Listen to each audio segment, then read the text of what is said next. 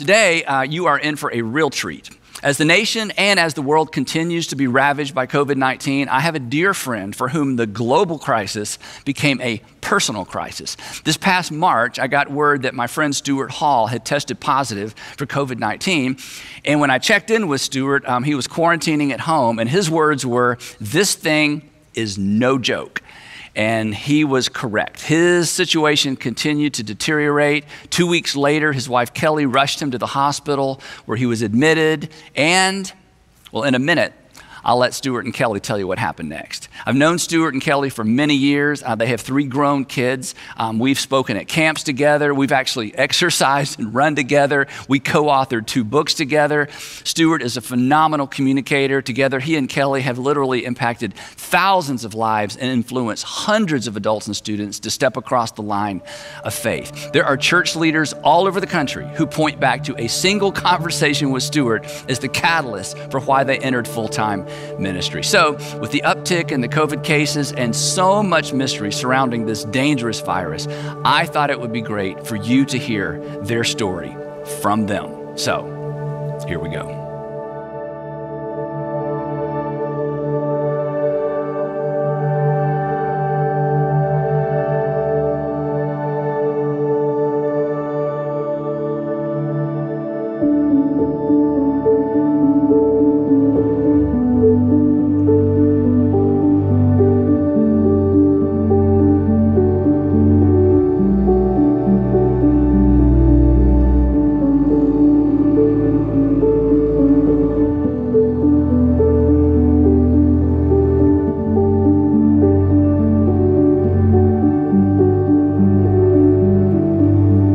So Stuart and Kelly, thank you for doing this. And I'm sure you've told your story to so many people privately, so thank you for sharing it with the whole world. And I think the best way to do this is just to start at the beginning and give everybody kind of the timeline, because this journey begins late March into early May. And so let's start with this. You started having symptoms, and like everybody else, all through pollen season, we're all like, oh no, is this that?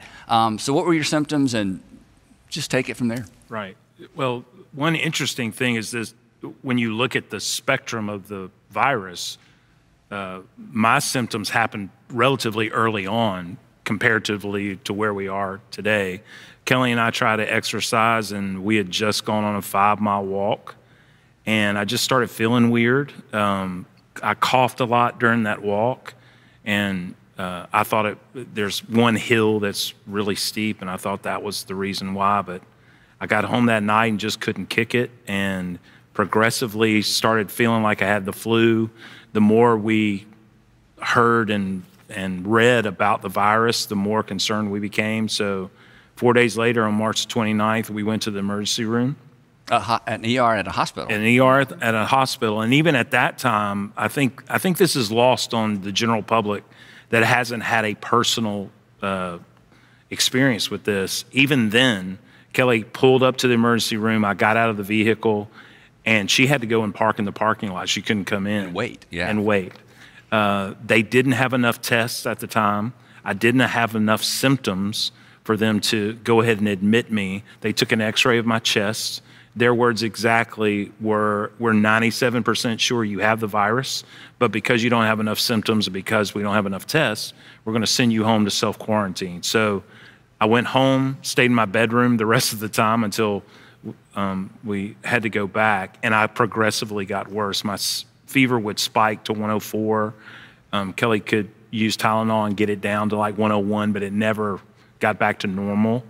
In between all that, on April the 3rd, our general practitioner contacted an infectious disease doctor who prescribed me hydroxychloroquine, which is now a controversial drug, and there are varying opinions. Right. What we know happened to me is that I didn't sleep for 72 hours after I started taking that drug. And so you started taking it how long after you had symptoms? I started taking it on April the 3rd. Okay. So that was about 10 days. Yeah. And my heart was racing. I couldn't sleep. I would go from a chair to the bed to a chair to the bed, and it was pretty scary. My fever went away, but my heart was just doing something weird. until April the 6th was a really bad day, to the degree that that night our son stayed in the bedroom with us. And Kelly, to her credit, I'm just stubborn. We had seen so many stories. We knew that if we go back to the hospital, they're going to intubate me, they're going to put me on a ventilator, and we're going to be separated. And I, being hard-headed and stubborn, was just thinking, okay, let this medicine run its course in my body and I'll be okay. And at this point, you hadn't tested positive yet, right? I hadn't even taken a test. Right. So early morning, April the 7th, I finally looked at her and said, we need to go to the doctor, we need to go to the hospital. And so she and our son Grant rushed me to the hospital. It was this precarious on the way that she almost stopped at a fire station because I just couldn't breathe. Wow. And can I back up 1 second? So you didn't sleep for 72 hours? 72 hours. And so Kelly, you have to be thinking through all this. I mean, you're taking care of your husband, but you're also thinking if he's COVID-19 positive, perhaps so are you, all the kids. So what? I think we all knew we had experienced the virus. I had a fever probably a day before him, but mine only lasted, it was very minimal, and it only lasted for a couple of days. And then my children, our two older children, probably like towards that first weekend. So like maybe Thursday, Friday, Saturday, they were kind of just down, didn't feel good, had a little low-grade fever. But then we were all fine. Wow. And nothing, any type of symptoms, none of us had. So you didn't even suspect? I mean, obviously you're suspecting because you're just going, everything you do at that point and you feel in your body, you're wondering, is this the virus? Yeah, that makes me feel better, right? I mean, I think everybody in the world is feeling that way. And I think it was March the 11th, like the National Basketball Association had canceled their season. So that was starting to happen as well. And we had brought both of our daughters had to come home from college. So, I mean, it was, the progression was just happening. And then it's just like all of a sudden these symptoms and you're going, no, this can't be. How are we getting this virus? Where did it come from? Who have we been around? And it's just crazy to think that we just couldn't imagine. And then the fact that we live in such a small community, we didn't want to tell people because it feels as if you have leprosy. Yep. And we didn't want to freak people out because there's so much unknown, still so much unknown, but we didn't want to just create such chaos. So we didn't tell anyone. We told our family, and we told a couple of friends because at that point we couldn't go to the grocery store any longer. None of you could? No. Or you didn't feel like we were all quarantined in the house. So we did ask a couple of families to help. Could you bring us this? Could you bring us this? But I asked them specifically, please don't tell, because I didn't want our community to know just because of chaos. Right. I didn't want it to create that much drama. At the beginning, I mentioned that y'all have 3 adult kids, so catch us up, age of your kids, and then we'll jump back into the story. So Grant is? 25. Just returned from a 2.5-year stint with the Peace Corps in Central America. Our oldest daughter will be 23 this month, Chandler, and she graduated virtually from college during the pandemic. And then our youngest, Cameron, is 20 and is already back at school. She's a soccer player, so they're already training again, which was also, part of anxiety. A bit of anxiety sending her back. So at this point, all 5 of you are at home. Everybody's had mild symptoms. You're wondering, but nobody gets tested. Then Dad gets serious symptoms. They prescribe you the drug. You still haven't been tested. You don't sleep for 72 hours. And at some point through all of that, all of us are getting texts and we're praying and and then, of course, in my mind, it's like, hey, Stuart's young and healthy and he'll get through this. Right. So, hey, dude, how's it? It's kind of casual. But then the messaging ramps up and we know it's serious. So let's go back to that terrible day. You pass the fire station, you think, we're going to make it to the ER. He was like, no, take me straight to the ER. Don't stop. And it's good we're stopping there because one thing that's crazy about this story, the last thing I remember is watching the movie Creed on the night of April the 6th. And the next thing I remember is starting to come out of the fog in ICU. Yeah. And I've had to be told everything else. And that's an important thing for our audience to understand, that from the March or April 7th on, What the rest of this story, you only know because By word of Kelly mouth. and the doctors and some close friends have told you, because essentially you are out of it. I'm out of it, So yeah. you get to the hospital. He hasn't slept in 72 hours. He's very sick. His heart is racing. What happens? So they allow me this time to go in with him. And so my son now is sitting in the parking lot by himself. As soon as I go in, they start asking me, of course, we go into a secluded area, and they start asking me every question about his symptoms and what's happening. And then the last thing the doctor says is we've got to intubate him. And I'm like, I The figured. same day? This was when it was early morning on the 7th. Okay. So he's like, we've got to intubate him because his oxygen level was just horrifically low. And I said, I figured you would. And he said, you're going to have to leave now. And I'm like, okay. So the last thing Stuart told me is, you might have saved my life. And they walked me out to the waiting room. And I sat there for probably maybe another 45 minutes. At this point, my daughters had gotten to the parking lot and were sitting with our son. So all three of them are sitting in the parking lot. And I'm waiting on somebody just to come tell me the next step. Well, the first person that comes and talks to me is a cardiologist, and Dr. Kakar. And he comes in and says, hey, I want to let you know that either your husband is either having or has had a heart attack, which I'm going, what? I mean, he's a healthy, that never crossed my mind. Right. And he said, do we have permission to go in and look? And I'm like, absolutely. So that was another 2.5 probably hours. He comes back finally and says his main artery was 100% blocked. We have put a stent in. He's also in congestive heart failure. So we've put a pump on his heart. At this time, I asked him, could I get my children on the phone that he could tell all of us instead of just me? And he said, yes. So he told us all the information at the same time. Well, my son said, what are his chances of survival? And he said, well, if it was just the heart attack, I'd say 50%. He said, but the fact that he's COVID positive, they're assuming, they have not tested him at this point, but of course, all signs point there. He's been intubated and he's in congestive heart failure. He said, it's not good. I don't give him much. Basically, I don't give him much hope. But then he said, what I will tell you is I'm a man of faith. And he said, at this point, it's time to pray. And I'm like, okay, we can do that. Yeah. And you may have already been doing some of that, I'm thinking, I was right? we had been definitely praying, but to hear a doctor say that, yes, so comforting. And literally, I felt as if he wanted to cry with me, and he wanted to get up and hug me, but we can't do that. Right. Because it was just him and I. There was nobody else in the room. And at that point, they allowed me to stay until he got moved to ICU. And when he got moved to ICU, I walked up there. I couldn't see him, but I walked up there. I had to sign release papers. And the lady told me, she escorted me out.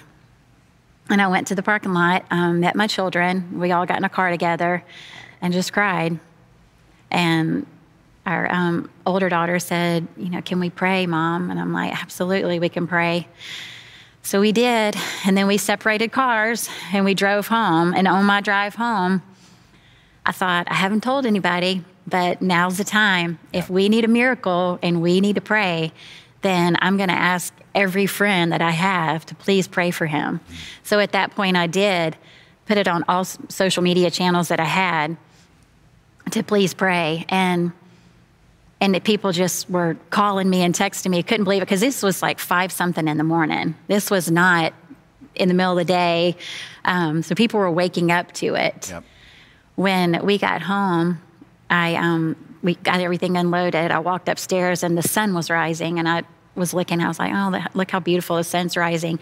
And when I looked out, my neighbor, which is also a very good friend of our family's, she's sitting on the curb across from our house, just with her Bible open and just praying out loud. And I'm like, I'm just like, what are you doing? She said, I don't know what else to do. And I think that's how everybody felt. And that's how we felt. We didn't know what else. We were still in quarantine. So no family could be around us. No friends could be around us. We still couldn't go to the grocery store.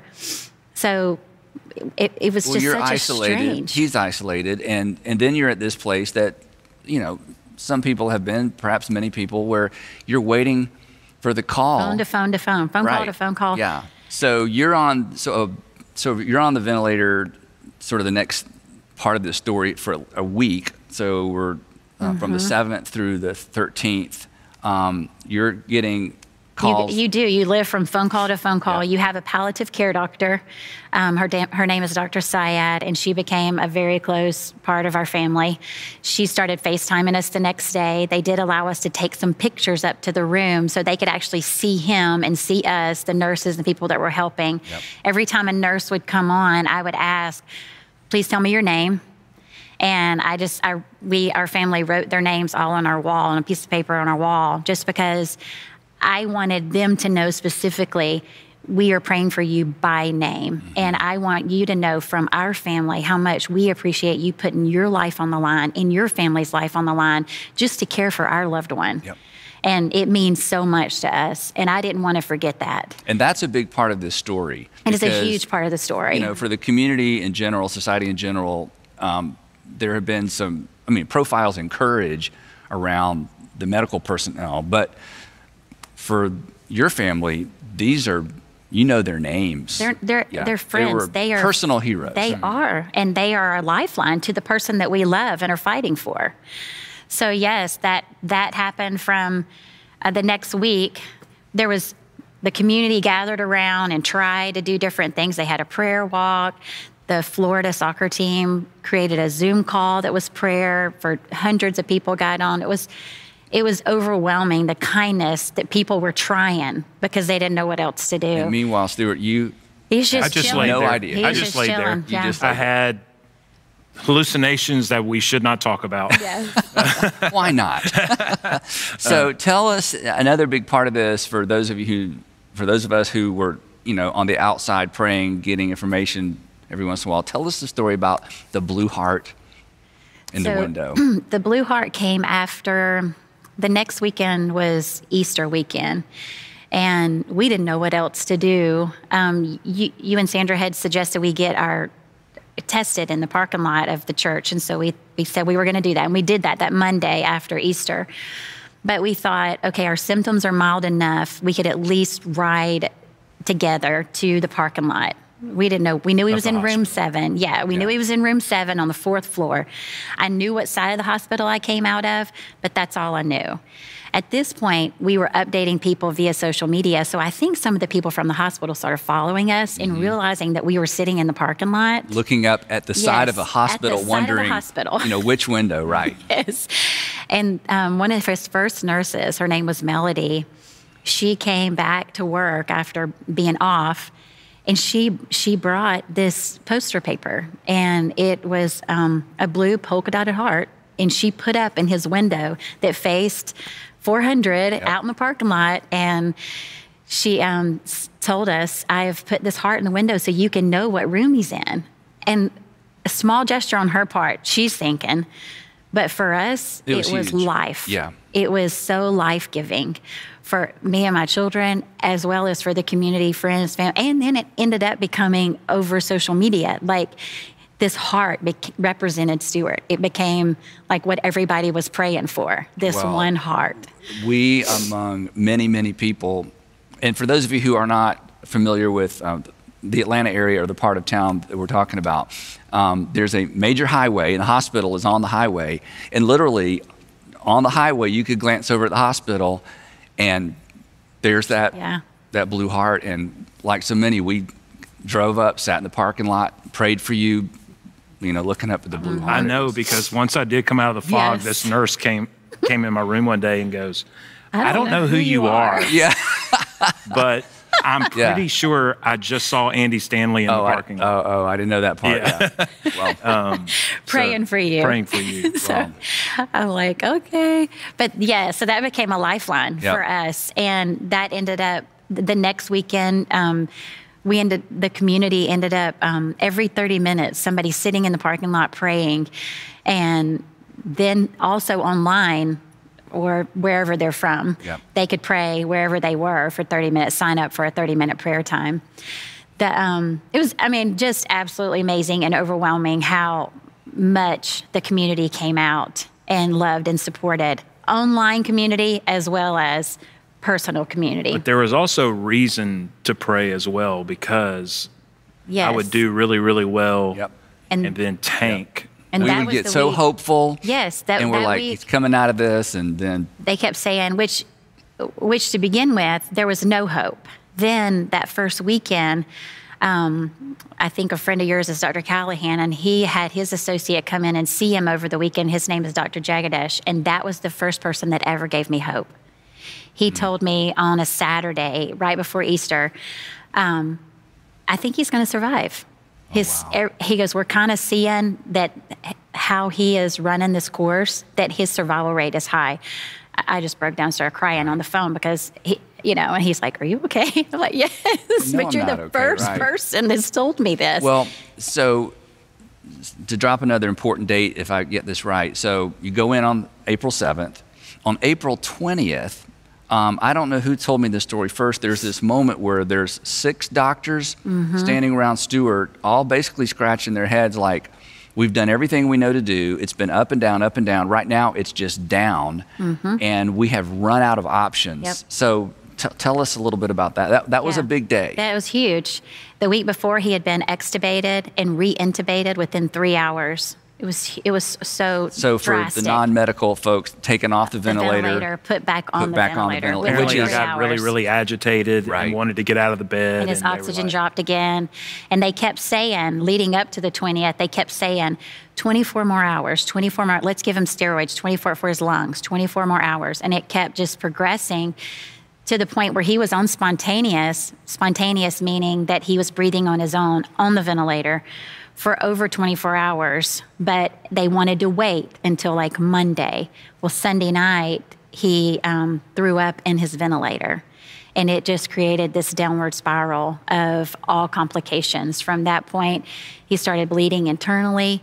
He had ulcers from the ventilator. My body was septic. His body was septic. He had a horrific bacterial infection that more doctors and nurses didn't really want to go into his room because of the bacterial infection than the COVID. He had blood clots in his legs, and obviously the blood clot is what created the heart attack. So they had to be very careful about how they treated the GI bleed because of the blood clots, because if you treated one, then you didn't know if the other one was going to dislodge. So, I mean, it was at that point, there was like 6 doctors standing over him going, he's dying. What do we do? Right, because this was that spiral that happens not infrequently, where it just the body just takes over, and it's a little bit like whack-a-mole. What if we treat one, it's going to make the other worse. So they're standing around the bed, and then a doctor has an idea that made all the difference. Dr. Harish. He came. He called me, and he said he basically said, your husband's dying. He's very sick. And I said, yes, I know. And he said, I want to try something. I want to try a plasma exchange. He said it's very low risk. We use it for sickle cell patients. But I think it might work. And if it doesn't, there was no harm. Right. And I said, please try it. Whatever you want to do, try it. Do something. And so on Tuesday afternoon, he started the first plasma exchange. Within 24 hours, he was a different person. His eyes had lit up. He was moving his hands. Totally different person. They did another plasma exchange on Wednesday. They thought they were going to do one on Thursday. They said he didn't need one. His numbers had stabilized. They had taken him off like all blood pressure medicine. It was crazy, the difference. On Friday, they extubated him. I didn't tell anybody they extubated him besides my immediate family, just because of what happened in the past. Yep. And I didn't want to get hopes up and then have to come back and do another nosedive again. So I kept it quiet until late that afternoon. And from that point on, things just started going so fast. He was sitting in a chair on Saturday. The physical therapists had him sitting up in a chair for like an hour on Saturday after he was extubated on Friday. Sunday, I took his phone to him. He's FaceTiming us himself. So is that when you went to the ICU and got to see him for the first time? That was a little bit later, because then. So this is all within a week. Because I remember getting the text, and it was like, wait a minute, we're planning we're mentally going, planning a yes. funeral. It was, It was bad. Right. It was bad. I remember walking down our street and I wasn't really making eye contact with people. And one of the neighbors says, "How are things today?" And I just started crying. I said, "It's not good. It's not good." And at that point, the turnaround was so drastic. His palliative care doctor thought, he's about to turn a corner. He can go one or two ways. And she got permission for me to come spend 45 minutes with them. So this is your first time to see him since in 3? April, at least 20-something days. Wow. I thought it was just a really attractive nurse out in the hallway. and then I'm like, there was a nurse in my room, and I'm like, I think that's my wife. So you're At becoming this point, aware. I'm coming out of the fog. And and I had, and I still am, it's hard for me to talk about. I was so emotional because I couldn't put the pieces together of where am I? And I had a heart attack. And he couldn't understand why we weren't there. Right. So her coming in the room and just being able to touch her and kiss her, and then for her to kind of explain, this is what's going on. It's the brilliance and wisdom of Dr. Saya, because she just called it. She's like, this is what he needs. He needs his wife. And with that, in regard to that, I had to, there was a couple of situations that happened, but on my way, of course, I thought I threw all risk out the window when she called and said, "I've got a surprise for you." So I'm like, yes, I'm in the car. I'm on the way to the hospital. Well, my son calls Dr. Syed as I'm driving to the hospital and wants her to explain to him why it is okay for me to come now when I couldn't come all this time. Right. And then could she promise him that he was going to take care of me? What were you going to do to take care? Because I didn't even think about it, but like, your dad's almost dying and now your mom's going to be put at risk. You know, that didn't even cross my mind. I'm just thinking, I get to see Stuart. I'm going. Which when I got to the hospital, Dr. Syed was like, "Your son just called." He's looking out after mom. Yes, he was. And then 2 days. I had to garb up, which to go in, totally.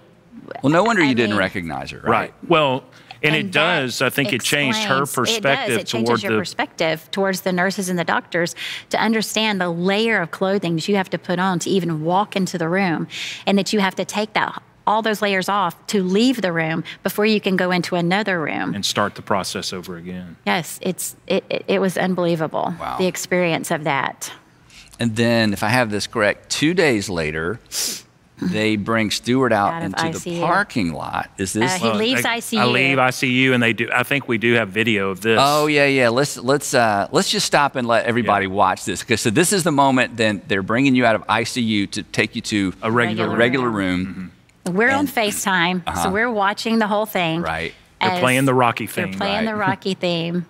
So let's just roll that. I think everybody will appreciate this. Watch this.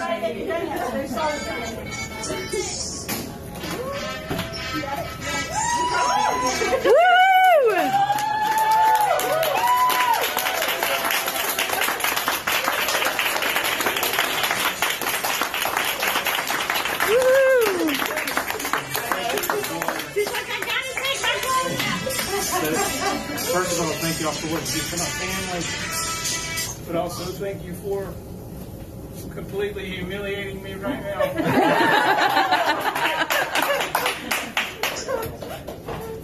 I appreciate it very much. Thank you. You're welcome. Well, you have a team rallying around you right there.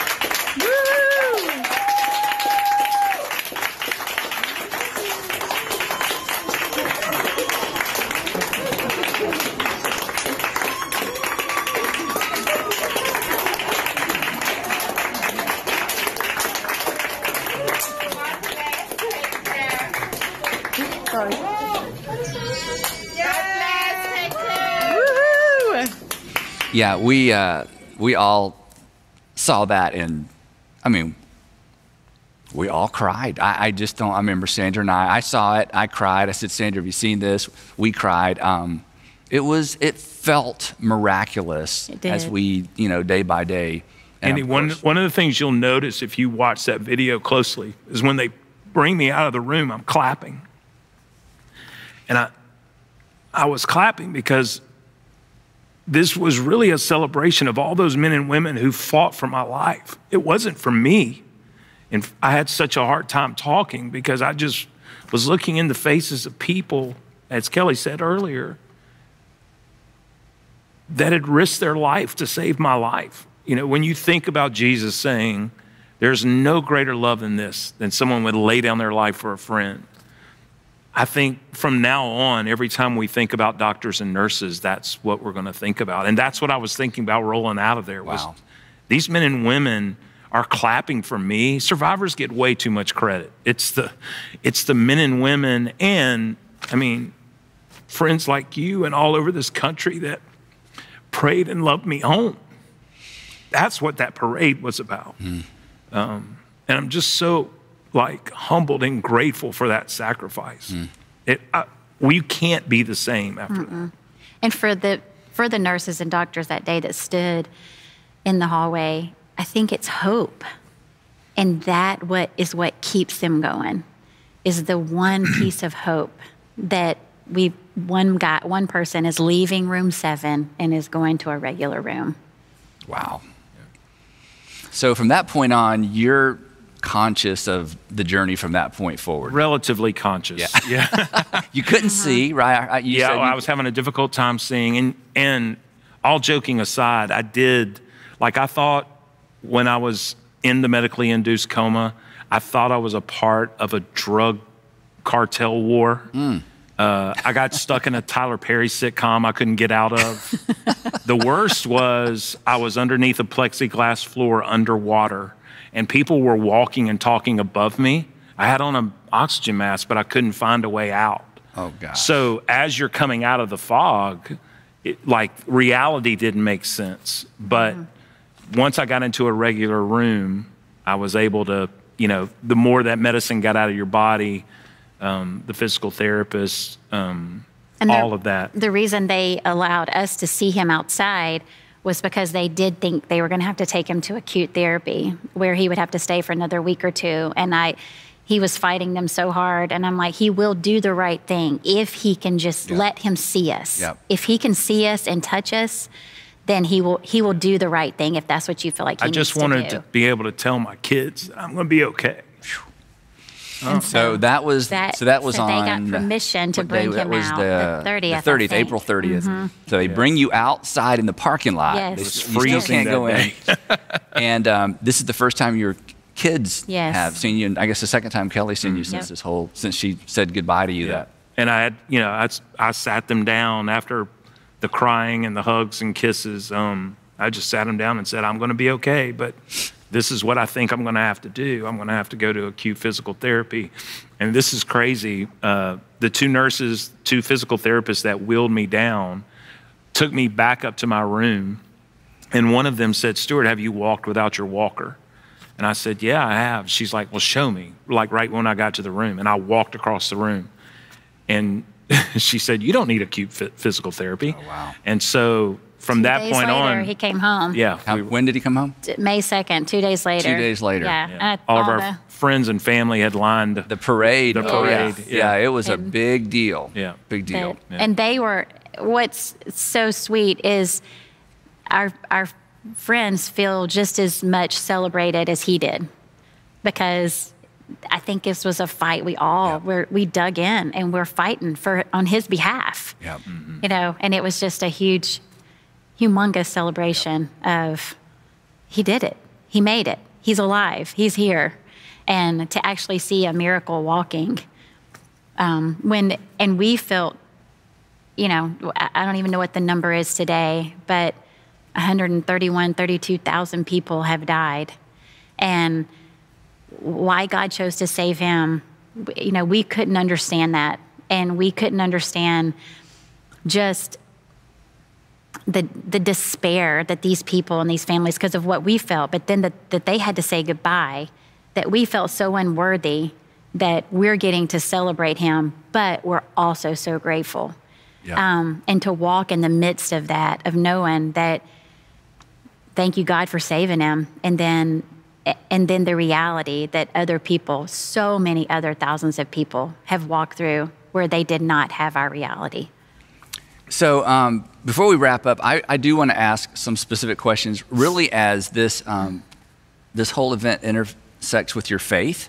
As I mentioned when we started, I mean, both of you have been doing ministry for many, many years. You've taught all kinds of things. You've navigated people through all kinds of things as a pastor.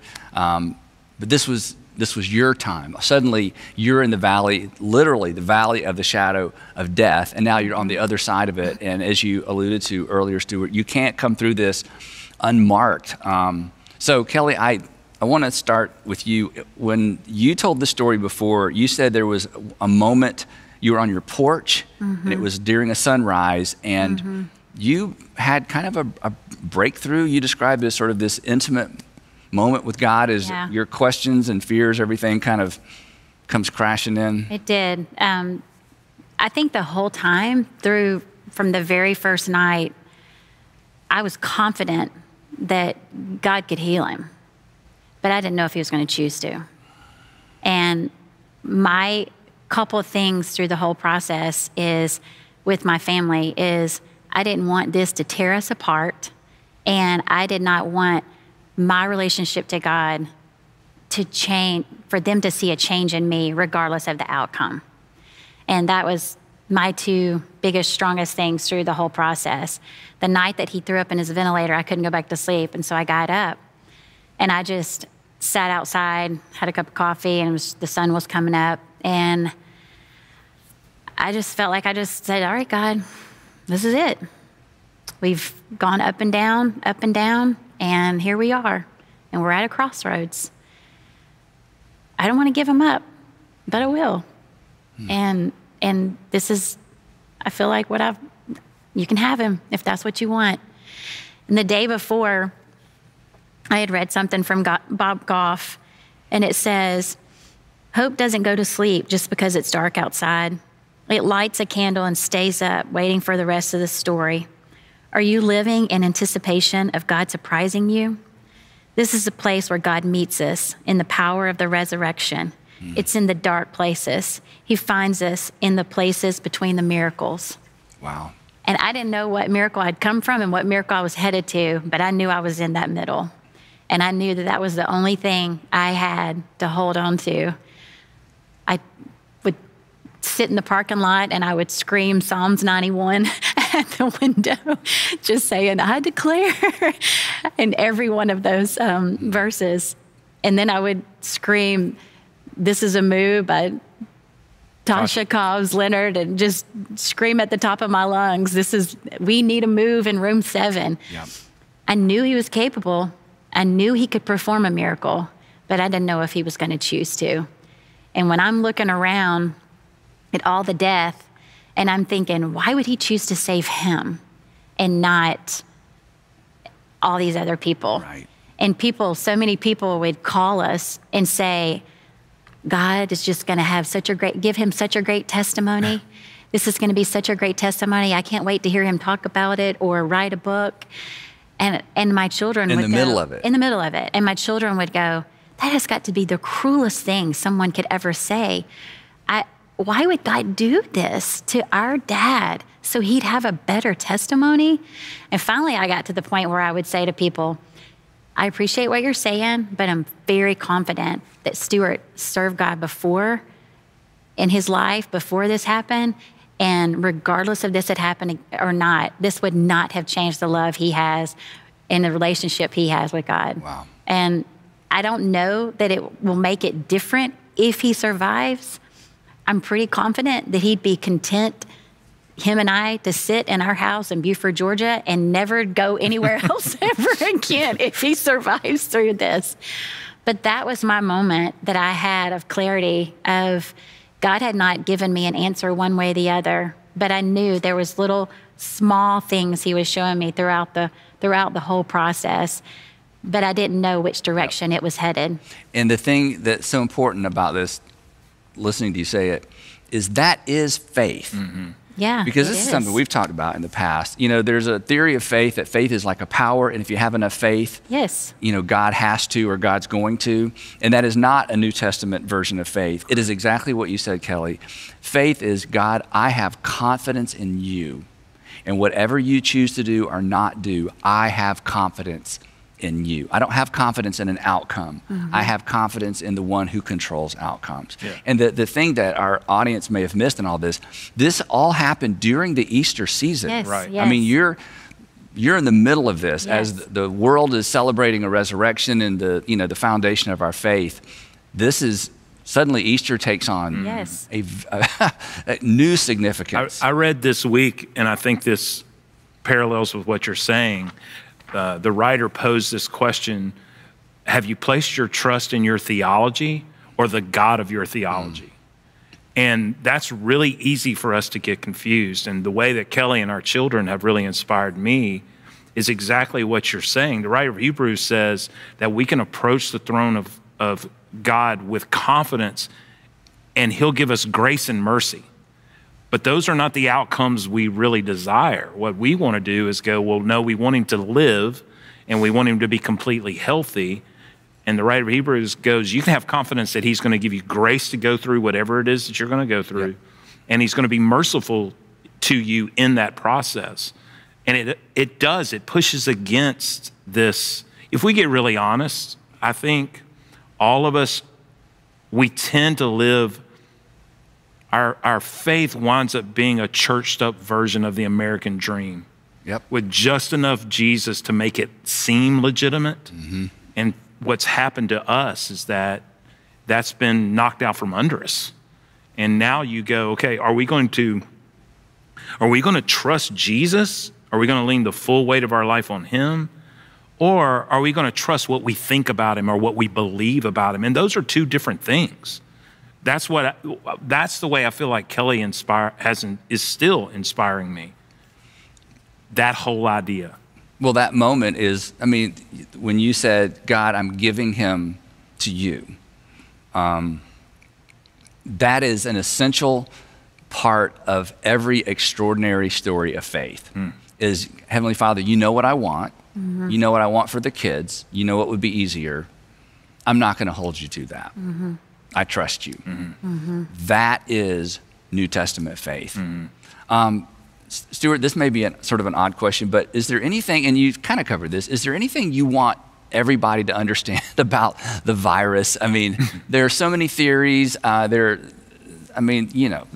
every perspective in the world on COVID-19 and what it means and what's behind it. And it's been politicized.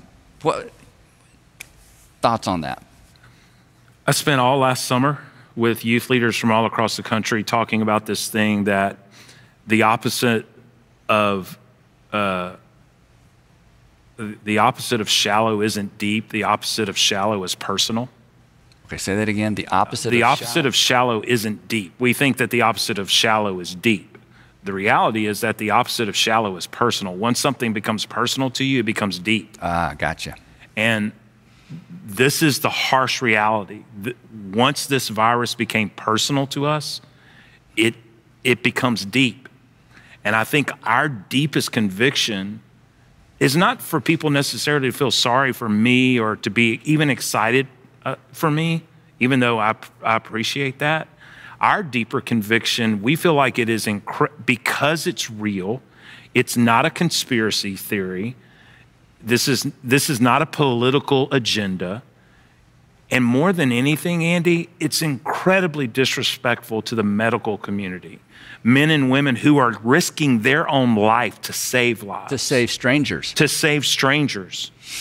That's the thing I hope and pray we can get. And it really does reveal what may be America's fundamental character flaw. And that is, we have a difficult time considering other people before ourselves. That might be universal. It may be universal. It is certainly American. It is very, yes. Yeah. But that, at the crux of it all, is what we have experienced as people being selfless toward us, whether it's through their prayer, love. You know, James said, you show me your faith, I'll show you my deeds. You know how grateful I am that men and women who were working in the hospital didn't just pray for me. Like they put feet to their faith and worked and fought for me. That's the thing I hope people get that. And Kelly did such an unbelievable job of celebrating the medical personnel too, of feeding the ER team and the ICU team while I was in the hospital, things I didn't even know were going on, just because that was kind of becoming apparent to her as well, that this thing is real. We could show you texts and emails we've gotten just this week from our palliative care doctor who's like, pray for us. We're exhausted. We keep losing people. So that's what I would say, that at the bottom rung of our humanity is put a mask on, care about your neighbor. And then obviously more than that, past that. Yeah. Kelly, at some point in this journey, and I don't know where this was in the sequence, you had a conversation with your kids. Again, they're all in their 20s. Everybody's still single. They're watching their mom, who's also a wife, and you're in both of these roles, but you're intensely in each of these roles. You're parenting, because for those of you with little kids, parenting never ends, right? Our kids are in their 20s. But you had a conversation with them about marriage. Can you talk a little bit about that? Sure. I wanted my kids to understand at that moment that regardless of what happened to their dad, I wanted them to feel confident in our relationship, that if he was not to survive, that I have been loved more than 99.9% of the marriages in the world, that we left no regret out there, that the love he has given me in our life and the fight that we have had for our relationship and our marriage was a beautiful thing. And I just wanted them to hear me verbally say that if this is the way this goes and he doesn't come back, I am content that I have been loved well. Wow. That there wasn't anything unresolved. Nope. There's no regret. And he always told me, and because of the fact that he travels, I think we talked about death a lot, just not knowing what would happen one day. And if this happens, and he always told me, if something happens to me, know that I'm fighting to get back to you and to the kids. Know that I will fight with everything I have. And so I knew that. I was very confident, because he's told me that numerous times. But usually after I watch the movie Taken. Yeah, that and Jaws pretty much changed my exactly life, right? But my children looked at me and said, Mom, we've never doubted. We know that. So that was a very special moment. Wow. Well, to know that they've seen that, it's huge. Yeah. So Stuart, I want to wrap up with, I think maybe the hardest question or the biggest question. One of the mysteries of our faith is the providence of God. Who's in charge? The sovereignty of God. What role do we have? And you touched on this earlier. Did God cause this to happen? Do you just respond to what happens? Is life random? How has this event changed your view of the sovereignty of God or God's activity in the world? I mean, the whole issue of certainty, talk a little bit about that. Well, Kelly and I had already been wrestling with that a little bit.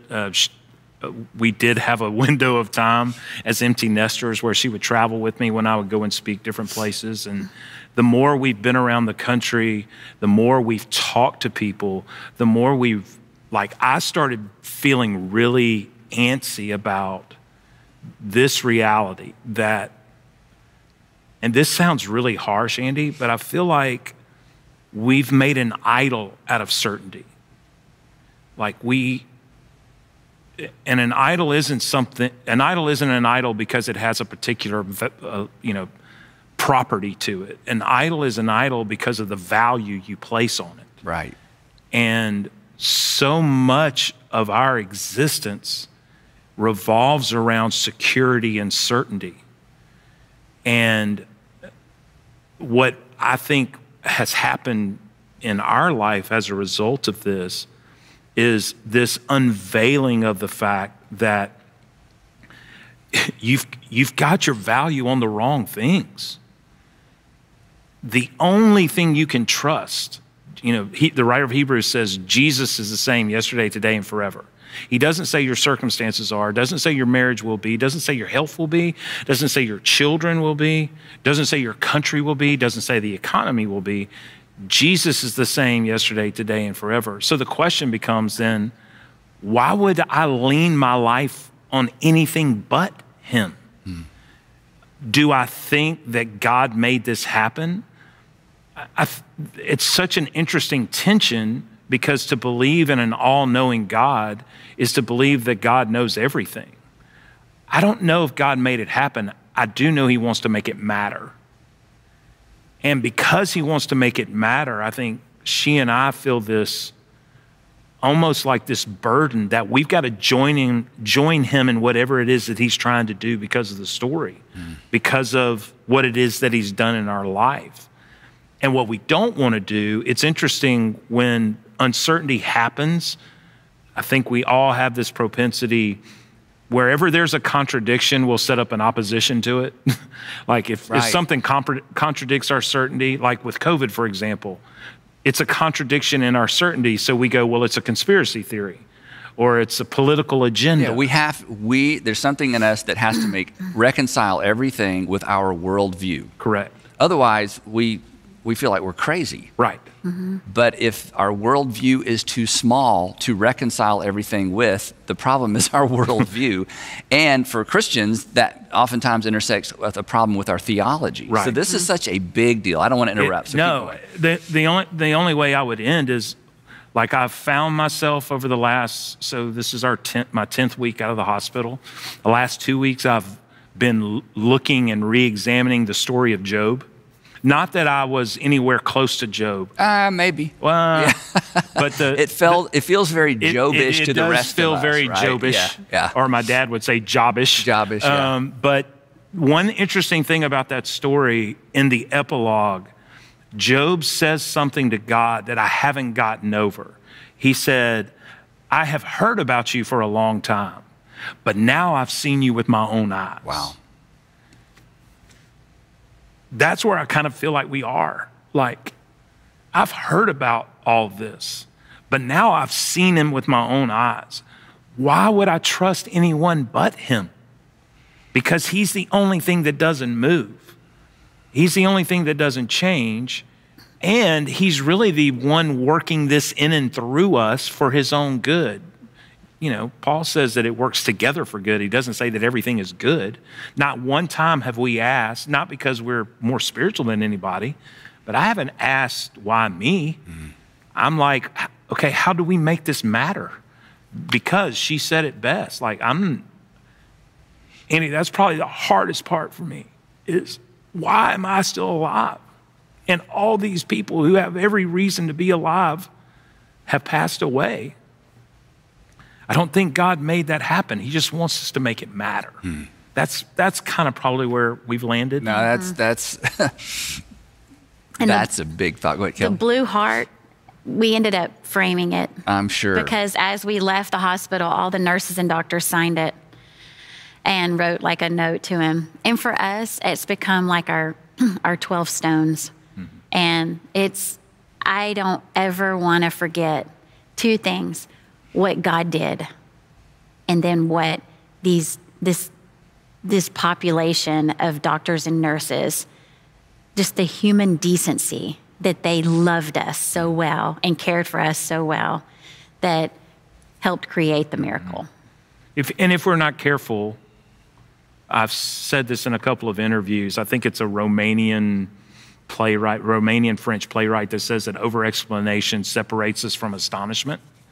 And we're a culture that has to have an explanation for everything. And there's just no explanation except God.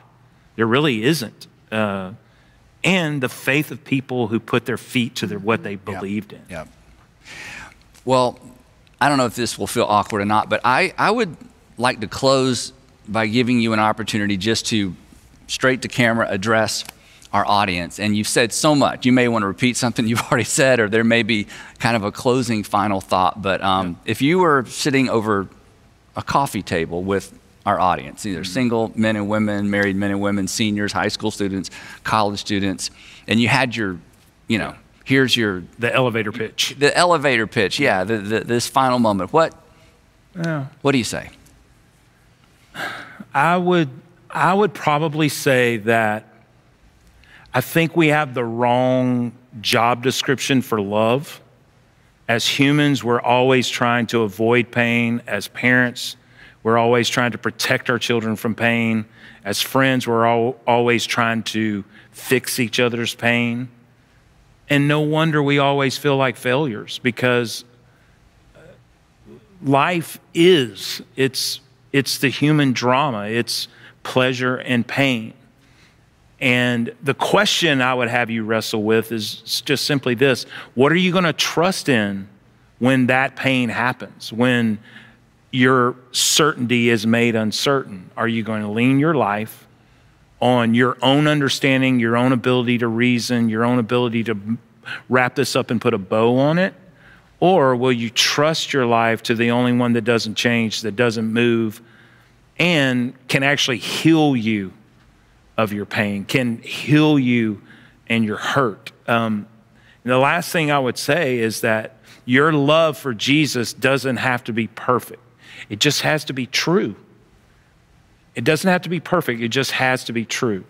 So I implore you, if you're not a Jesus person, you don't follow him, would you consider what it is you're leaning your life up against?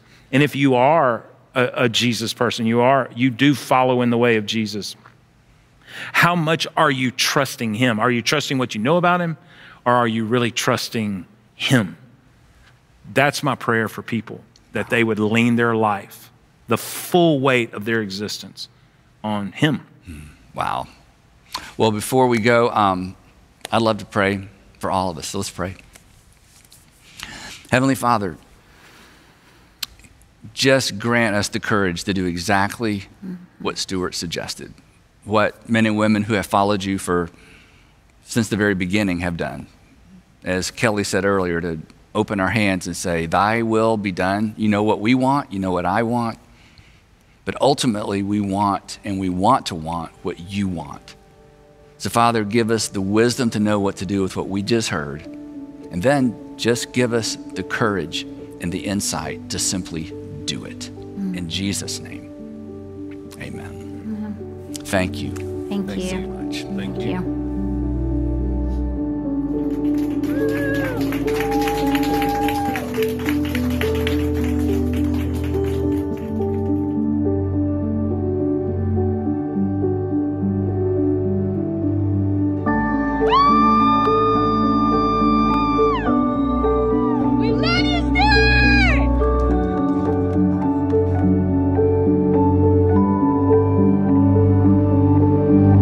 So many of you guys have been praying for me over the last month and a half as I've fought the coronavirus and COVID-19 induced heart attack. I just wanted you to know how much my family and I appreciate it. I am home. I'm on the mend. Rehab is absolutely kicking my tail, but it's a beautiful kind of pain. And hopefully I can see you guys soon. We love you. Thank you again. Thanks for being Jesus to us.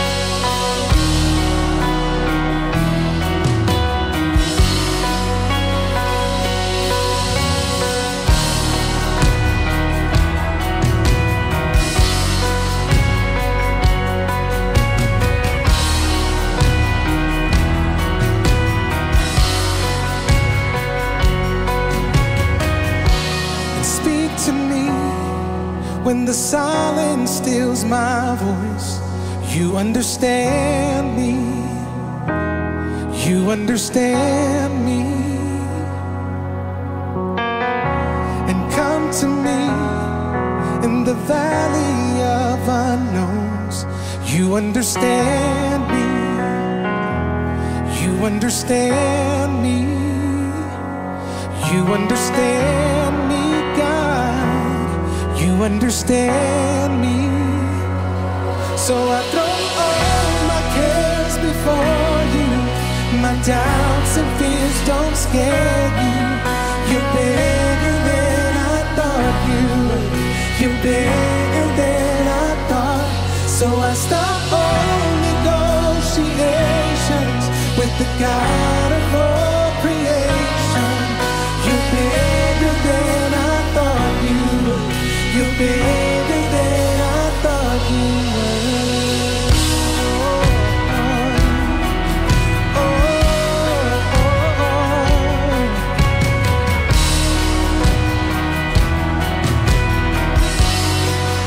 Come on, help me sing inside. And I believe, but help my unbelief. You understand me. You understand me. Oh yes. And help me reach that faith that's underneath. You understand me. You understand me. You understand me, God. You understand me. So I throw all my cares before you. My doubts and fears don't scare you. You're bigger than I thought you. You're bigger than I thought. So I stop all negotiations with the God of all creation. You're bigger than I thought you. You're bigger than I thought you were. Oh, so much bigger, Lord, so much bigger, Lord.